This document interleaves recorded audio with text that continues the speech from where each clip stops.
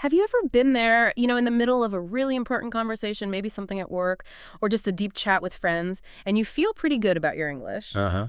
but then suddenly you hit this kind of subtle wall? Yeah. Like you want to express something really nuanced, a specific shade of meaning, or maybe build a really balanced argument, and you find the words, or maybe more the grammar just isn't quite sharp enough to capture it Oh, exactly. absolutely. Or maybe you're writing something important, an email, a report, an essay, Right, and you pause over a certain way of phrasing things, right. wondering, is this really right? Is there a better, maybe more sophisticated way to say this? Exactly that feeling. It's that moment, isn't it, when you realize you're past just functional English.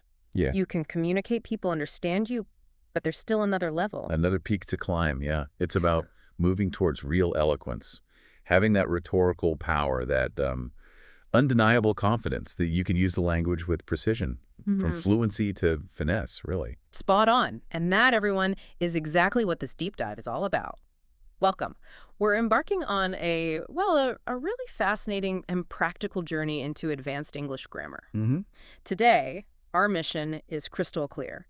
We're zeroing in on unlocking and mastering C1 and C2 level English. Right, this isn't just about polishing the basics or sounding good enough. No, it's about really refining your skills so you can express complex thoughts with absolute clarity, with incredible precision, and frankly, with genuine impact, whether you're speaking off the cuff in a meeting or carefully crafting a written document. Our goal here is to demystify some of those complex grammar points that often, trip up even really proficient speakers. We want to uncover some of the why behind the rules, the logic, and basically give you the tools. The strategy. The strategies and understanding to communicate at that truly advanced level. It's thinking about grammar less as rules to follow and more as a toolkit for expressing sophisticated ideas. So what's in it for you? Well, over the next while, we're going to get quite intensive. We'll kick off navigating the often tricky landscape of nouns count, non-count, how we quantify them, diving into distinctions that really change the meaning. Mm-hmm. Then we'll untangle that complex web of verb tenses, dissecting the nuances to add precise timing to everything you say or write. And finally, we'll build up to constructing sophisticated sentences. How do phrases and clauses weave together to make powerful, persuasive communication? You should walk away knowing not just the what of the rules, but the why and the how. How to use them strategically. Exactly. How to wield them effectively on your advanced English journey. Ready to get into it? Let's do it.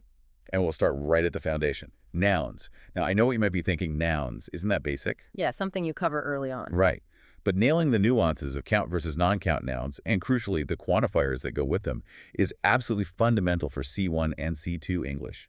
It dictates so much. Articles, sentence structure, quantity, and mistakes here are, well, a common tell, even for advanced learners. Okay, so let's just quickly cement that foundation. Count nouns.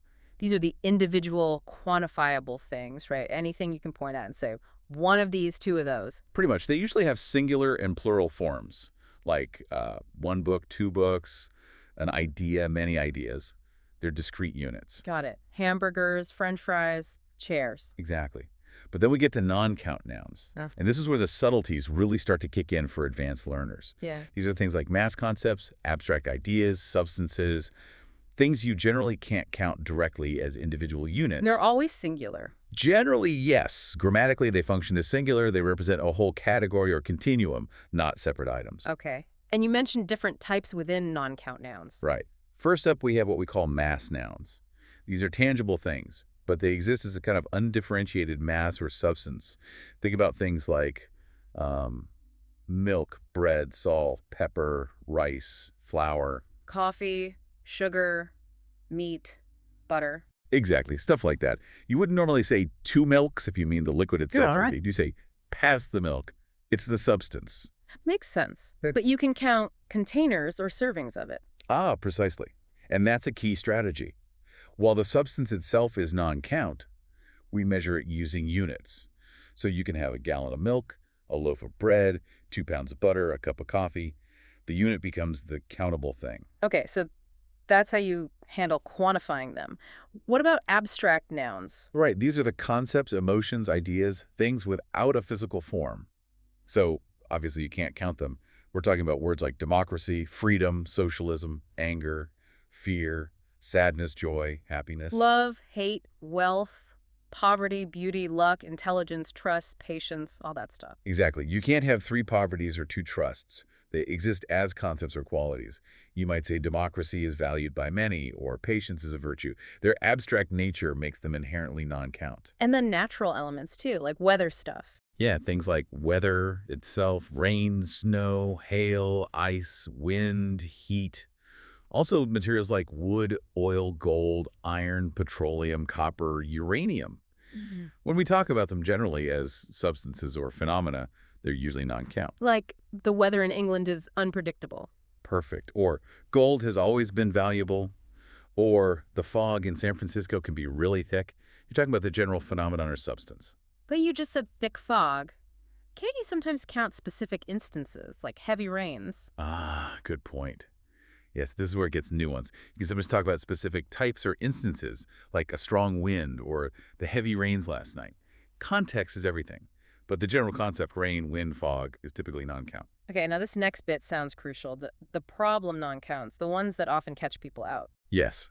These are the ones that advanced learners really need to master because they often don't feel intuitively non-count if your first language handles them differently. Common culprits are words like advice, luggage, information, furniture, homework, news, slang, travel, vocabulary, and work. Right, so you can't say informations or furnitures. Exactly.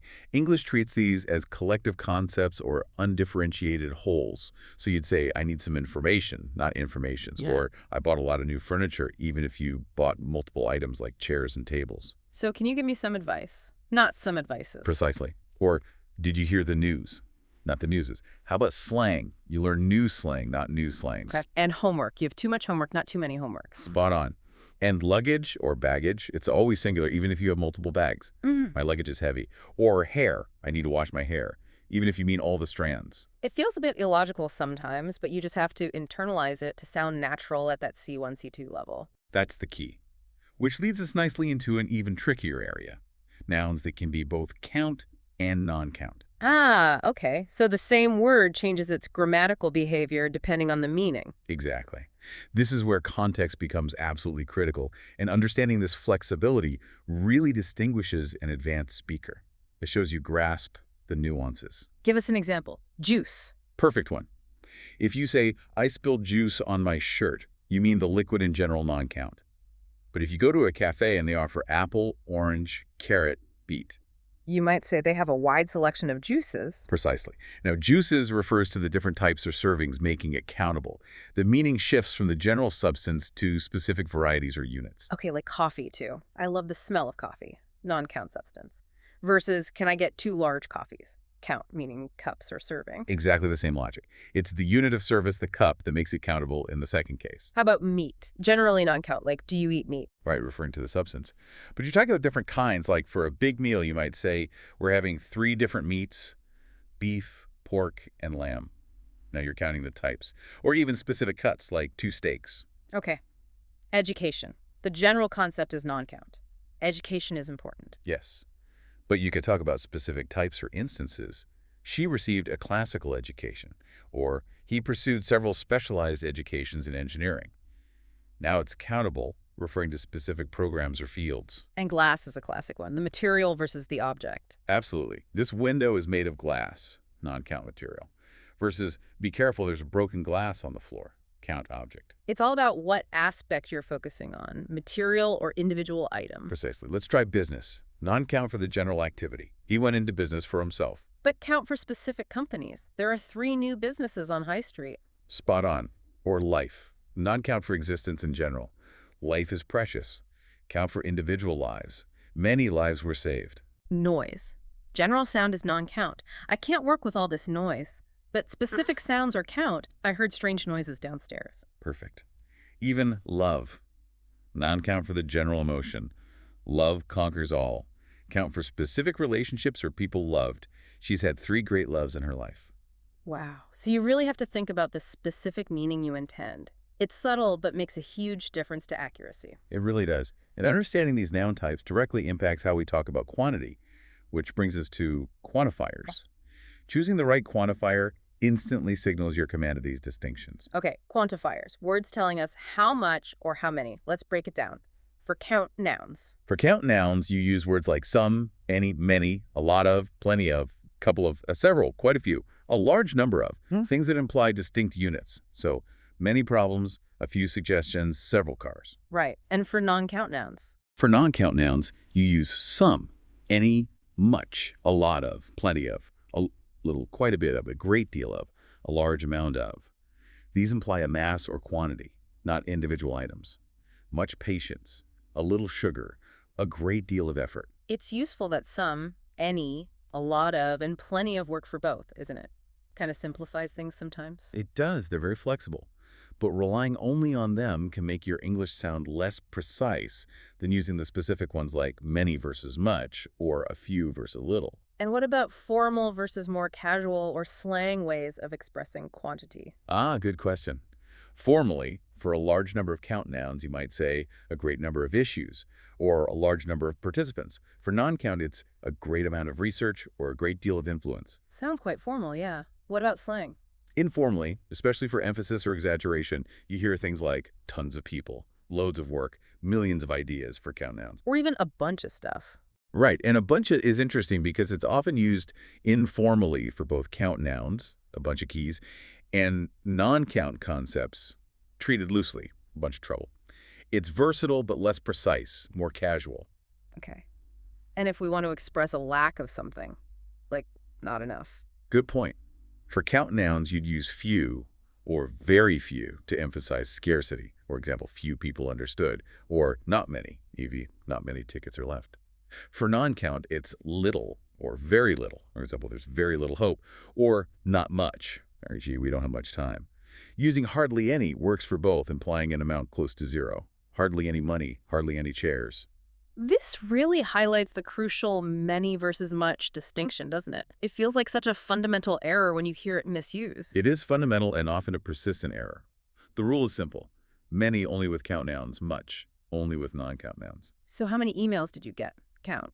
And how much traffic was there? Non-count. Exactly. You wouldn't say how many traffic or how much emails. It just sounds wrong to a native or proficient speaker. And you mentioned for non-count, instead of much in more formal settings, we can use a great deal of or a large amount of. It sounds more sophisticated, perhaps less direct than much. The project required a great deal of concentration. Okay. And circling back to quantifying non-count nouns, the ultimate trick is using those units of measurement, right? Absolutely. It's the most precise way. You make the non-count noun countable by adding a unit, like a pound of cheese, a liter of oil, a carton of milk, a piece of furniture. A stick of butter, a can of soup, a tube of toothpaste, a head of lettuce. Exactly. The unit, pound, liter, piece, stick, can, tube, head, that's the countable item. It's a really elegant solution. Before we leave nouns entirely, maybe a quick word on possessives, especially for writing. Getting apostrophes right is a key detail for C1, C2 accuracy. Definitely. It trips people up, but the rules are logical. Singular nouns usually takes is. The cat's tail, my boss's office. Even if the singular noun ends in S, like James. Good question.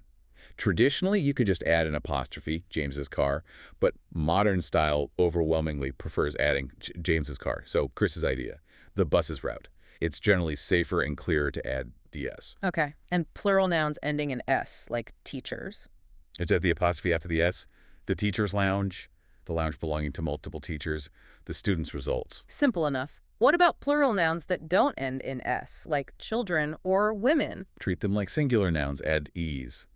The children's toys, the women's rights movement. And compound nouns, like mother-in-law. Add the e's to the last word of the compound. My mother-in-law's recipe, the editor-in-chief's decision. Crucially, possessive pronouns his, her, your, its, their are never take an apostrophe, right? Never, ever. They're already possessive. Confusing its, possessive, and its, it is, his, has, is probably one of the most common writing errors, even for native speakers, but definitely something to nail for C1, C2. Absolutely crucial distinction. Okay, that feels like a really solid dive into the world of nouns, non-counts, quantities, and possessives. Shall we shift gears to the engine of the sentence, verbs? Let's do it. Verbs are where the action is, literally. Mastering tenses and their nuances is essential for conveying complex timelines and relationships in advanced English. We'll start with a quick look at simple present and simple past. but maybe focusing on the C1, C2 level subtleties. Exactly. Simple present isn't just for now. Its main uses are for habitual actions, I walk the dog every morning, opinions, she believes it's important, permanent truths or facts, water boils at 100 degrees C, and scheduled future events. The train leaves at 6 p.m. It implies regularity or timelessness. Right. And simple past is for completed actions in the past at a specific or understood time. Correct. The meeting finished at noon. We visited Paris last year. There's a clear endpoint in the past. What about expressing habitual past actions? That used to versus would distinction often causes confusion. Ah yes, a classic C1, C2 point. Used to is quite versatile. It works for both past habits and past states that are no longer true. So, I used to live in London, a past state, and I used to play football every weekend, a past habit. Both okay. Both perfectly fine. But would is more restricted. It can only be used for past habits, repeated actions, not for past states. So you could say, when I was a kid, I would always climb that tree, habit. But you couldn't say, when I was a kid, I would live in London. Exactly. That second one is wrong. For a past state like living somewhere or knowing something or having something, you must use used to. You can't use would. It's a key difference in precision. Got it. Okay, let's talk about time, words, adverbs of time, and where we put them in a sentence. This feels like a stylistic thing that adds sophistication. It really does. Their placement affects emphasis and flow. They can go in three main spots. Initial position, right at the beginning, often for emphasis on the time. Yesterday, I finished the report. Every morning, he meditates. Okay, front-loading the time, then middle position. Middle position is usually before the main verb, but after the verb be, or auxiliary verbs. She often visits her parents. He is rarely late. They have recently moved. This often emphasizes the frequency or manner. And the most common is the final position, right? At the end. Yes, that's the default, most neutral position. I went to the gym yesterday. We eat out occasionally. He finished the project last week. Now, here's a really advanced technique. Putting negative adverbs like rarely, never, seldom at the start of the sentence. It creates a very specific emphatic structure, doesn't it? It absolutely does, and it requires inversion. This is a hallmark of formal or emphatic C1, C2 English. When you front a negative adverb like that, you invert the subject and the auxiliary verb, like in a question. So instead of, I have never seen such a thing, you'd say, Never have I seen such a thing. It adds real dramatic flair. Or instead of, she rarely complains, you get, rarely does she complain. Or, seldom is he available before noon. wow, that really changes the impact. It sounds much more formal or literary. It does. It signals importance or surprise. It's a powerful tool, especially in writing or formal speech, showing real command. Speaking of command, irregular verbs, just unavoidable in English, aren't they? Need to know them cold for C1, C2. You really do. Mistakes with irregular verbs stand out. While memorization is key, looking for patterns can help. Some stay the same. Cut, put. Some have vowel changes like I to A to U, sing, sing, song, drink, drink, drunk. Right. Or others change vowels and often add meet or in for the past participle. Drive, drove, driven, speak, spoke, spoken, grow, grew, grown. The key is automatic recall, avoiding common errors like speaked or bide. Okay, let's tackle the perfect tenses. Present perfect first. This one seems to cause a lot of trouble linking past and present. Form is have, has, plus past participle. Yes, and the core issue is distinguishing it from the simple past. Simple past, completed action at a definite past time. I saw him yesterday. Present perfect action at an indefinite past time, or are an action with a result now, or are an action continuing until now. So I have seen that movie. When? We don't know. It's indefinite, but the experience is relevant now. Versus, I saw that movie last week. Specific time. Precisely. Or think about relevance now. I've lost my keys. The result is I can't get in now. Or continuing until now. She's lived here for 10 years, and she still lives here now. What about recently completed actions? The taxi has just arrived. Yes, just, recently, already, yet are key time words signaling this connection to the present. Others include ever, never, before, so far, up to now, for duration, and since. Starting point. For and since. Another common C1, C2 trap. For is for a period of time, for 6 months. Since is for a specific point in time, since 2022. Correct. And never use simple past time words like ago, last week, or yesterday with the present perfect. You cannot say, I finished it yesterday. It has to be, I finished it yesterday. Got it. Okay. Past perfect, have plus past participle. This one's about sequencing past events, right? Exactly. It describes a past action that happened before another past action or past time. It looks further back from a past point. Example. When I arrived at the party, past, John had already left, further past. Perfect. It clarifies the order. Time words like before, after, already, by the time, when help establish this sequence. By the time the police arrived, the thief had escaped. Okay, makes sense. And future perfect will have plus past participle. This looks forward to a point and sees an action completed by then. That's exactly it. It projects completion before a future deadline or event. By next Friday, I will have finished this report. So the finishing happens sometime between now and next Friday, but it will be complete by that future point. Precisely. By the time you get here, we will have eaten dinner. It's useful for planning and setting expectations about future completion. How does it differ from future continuous? Will be plus sending. Future continuous emphasizes the action in progress at a future point. This time tomorrow, I will be flying to Spain. Future perfect emphasizes the action completed before a future point. By this time tomorrow, I will have arrived in Spain. Completion versus duration. That clarifies it nicely. So mastering these perfect tenses really lets you paint a precise timeline, showing connections across past, present, and future in your writing and speaking. It adds layers of temporal sophistication, absolutely. Now let's look at the progressive or continuous tenses.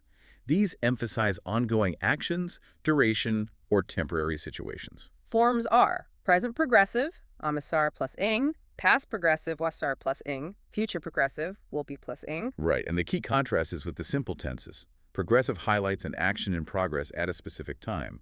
He is talking on the phone right now. Or an action interrupted by another. I was watching TV when the power went out. Whereas simple tenses describe habits, he talks on the phone a lot, or completed actions, I watched TV last night. Exactly. It's duration and dynamism versus habit or completion. But the progressive can also convey annoyance. That's a neat trick. Yes, especially with adverbs like always or constantly. My neighbor is always playing loud music late at night. It implies irritation at a repeated, ongoing habit. It's stronger than my neighbor always plays loud music. And it can soften requests, make them more polite. Definitely.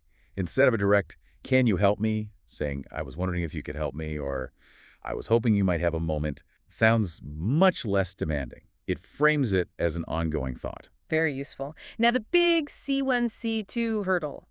Verbs not usually used in progressive forms, stative verbs. Crucial area.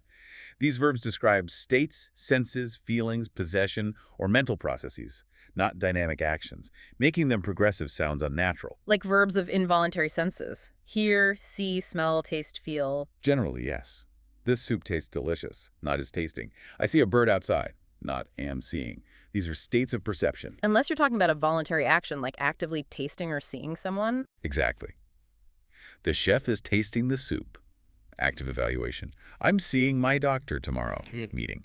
Context changes the meaning from state to action. What other categories? Possession. Right. Verbs like own, possess, belong, have for possession. She owns 3 cars.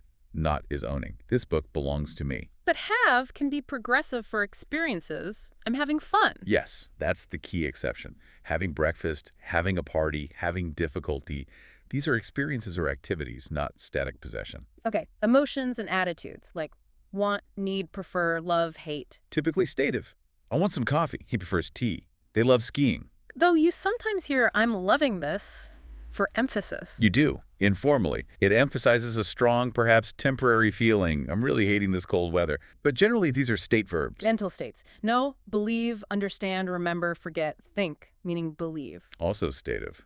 I know the answer. She understands the problem. Yeah. I don't remember his name. But think can be progressive if it means considering I'm thinking about my options. Exactly. Active mental process versus static belief. I think it's a good idea. Belief, stative, versus what are you thinking about? Process, progressive. And verbs like be, seem, appear. Generally stative.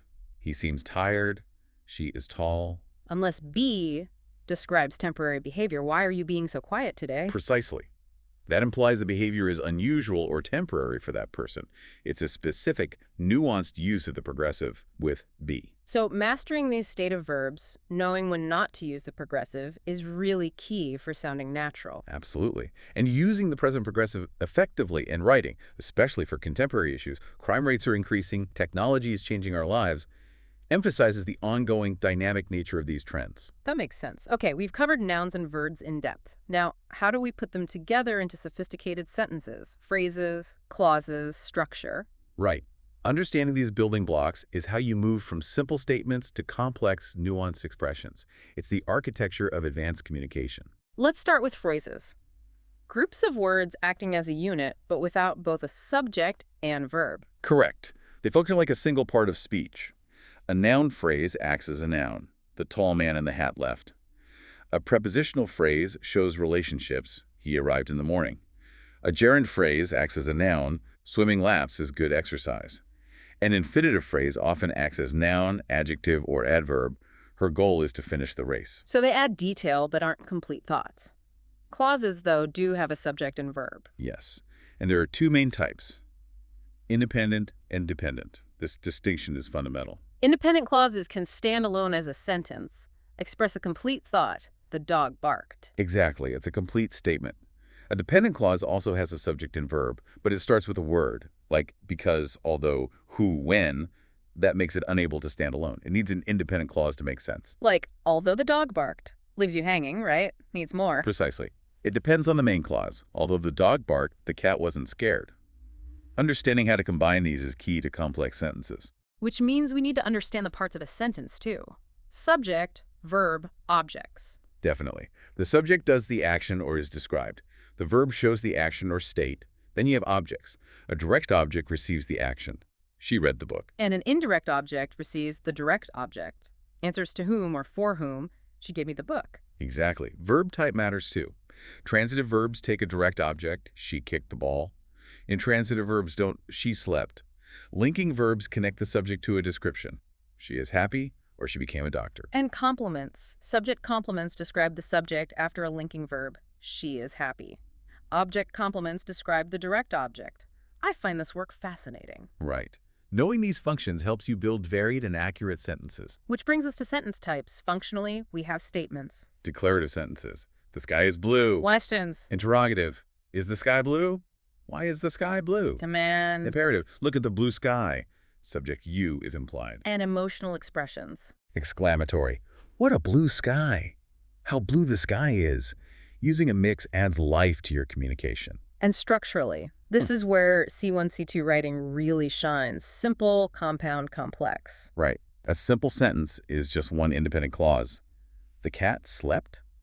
Clear, direct. A compound sentence is two or more independent clauses joined correctly, usually with fanboys, for, and, nor, but, or yet so, or a semicolon, the cat slept and the dog played. Two equal ideas linked. A complex sentence has one independent clause and at least one dependent clause. The cat slept while the dog played. Shows a relationship where one idea, sleeping, is main, the other, playing, is subordinate context. Uses words like while, because, although. It adds depth and shows logical connections. And the big one, compound complex. That's two or more independent clauses plus at least one dependent clause. It handles really intricate ideas. Although the cat preferred sleeping, it woke up when the dog barked, and then they both looked for treats. Combines multiple related actions and conditions. Wow. Mastering those structures gives you immense flexibility and power to express complex thoughts precisely. It absolutely does. And that really encapsulates what we've explored today, from the nitty-gritty of nouns and quantifiers. To the temporal precision of verb tenses, both simple, perfect, and progressive, including those tricky stative verbs. And finally, understanding how phrases and clauses build into varied sentence structures. Simple, compound complex, and compound complex. It's all about moving beyond just getting your message across, isn't it? It's about expressing yourself with, well, absolute clarity, the right nuance, and real impact. Exactly.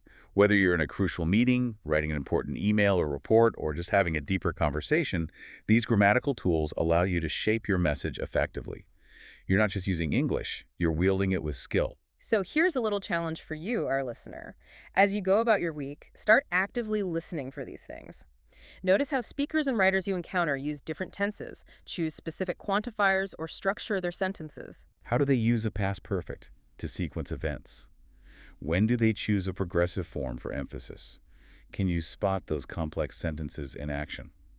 How are they using these advanced patterns subtly to convey specific meanings or emotions? That kind of active observation can really help internalize these concepts. It's like becoming a language detective in your own environment. A fantastic way to learn. Absolutely.